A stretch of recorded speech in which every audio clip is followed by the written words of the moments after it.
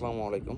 আজকে আপনাদের সাথে আমি একটা গুরুত্বপূর্ণ ইনফরমেশন শেয়ার করব। যারা তরমুজ সম্পর্কে জানতে চান, তরমুজের চাষ সম্পর্কে জানতে চান, একটা জিনিস লক্ষ্য করুন যে আমাদের এই জারগুলা, আপনার এগুলা প্রত্যেকটা জার করা, ঠিক আছে? এই জারগুলা করা 23 তারিখে। তো আজকে হচ্ছে 31শে ডিসেম্বর। তো আমি যেদিন জার করছি সেদিন আপনার এই গাছটা লাগাইছিলাম। আর এইগুলো হচ্ছে আমাদের নার্সারি। তো একটা বিষয় আপনার সাথে যে বিষয়টা আমি শেয়ার করব সেটা হলো এই যে এই জারের যে অবস্থা, মানে গাছটা যে অবস্থা, আমাদের নার্সারির গাছটাও, মানে গাছগুলো সেম একই অবস্থা।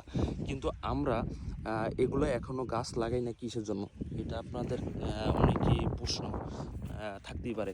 তো আমরা চাচ্ছি যে এই যে আমরা যে তাওয়ায় সারগুলো দিছি এগুলো যাতে মাটির সাথে মিক্সড হয়। মাটির সাথে যদি এই সারগুলো মিক্সড হয় তাহলে পচার অনেক আক্রমণ কমে যায়, পচা থেকে গাছ রেহাই পায়। তো সেই জন্যই আমরা এইভাবে করে রাখছি, আপনারা চেষ্টা করবেন এইভাবে করতে।